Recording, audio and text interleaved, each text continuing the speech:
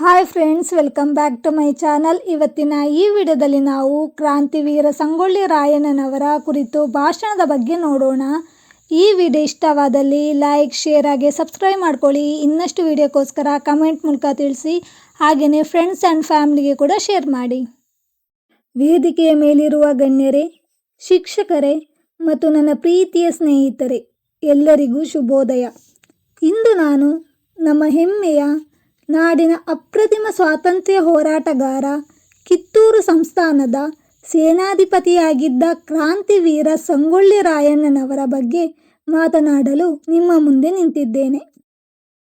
ರಾಯಣ್ಣನವರು August 15, 1796ರಂದು Belagavi ಜಿಲ್ಲೆಯ ಸಂಗೊಳ್ಳಿ ಗ್ರಾಮದಲ್ಲಿ ಜನಿಸಿದರು.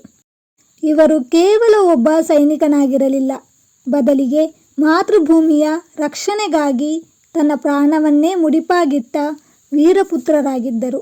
ಕಿತ್ತೂರಿನ ರಾಣಿ ಚೆನ್ನಮ್ಮಳ ಬಲಗೈ ಬಂಟನಾಗಿ ಬ್ರಿಟಿಷರ ವಿರುದ್ಧ ಹೋರಾಡಿದ ಇವರ ಧೀರತನ ಇತಿಹಾಸದ ಪುಟಗಳಲ್ಲಿ ಅಜರಾಮರವಾಗಿದೆ. 1824ರಲ್ಲಿ ಕಿತ್ತೂರು ಪತನದ ನಂತರವೂ ರಾಯಣ್ಣನವರು ಧೃತಿಗೆಡಲಿಲ್ಲ.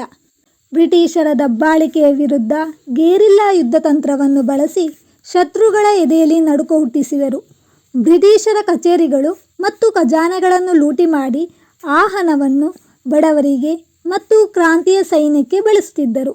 ಬ್ರಿಟಿಷ್ ಸೈನ್ಯಕ್ಕೆ ಇವರನ್ನು ನೇರವಾಗಿ ಹಿಡಿಯಲು ಸಾಧ್ಯವಾಗದಿದ್ದಾಗ ನಮ್ಮವರೇ ಆದ ಕೆಲವು ದ್ರೋಹಿಗಳ ಕುತಂತ್ರದಿಂದಾಗಿ ರಾಯಣ್ಣನವರನ್ನು ಬ್ರಿಟಿಷರು ಬಂಧಿಸಿದರು.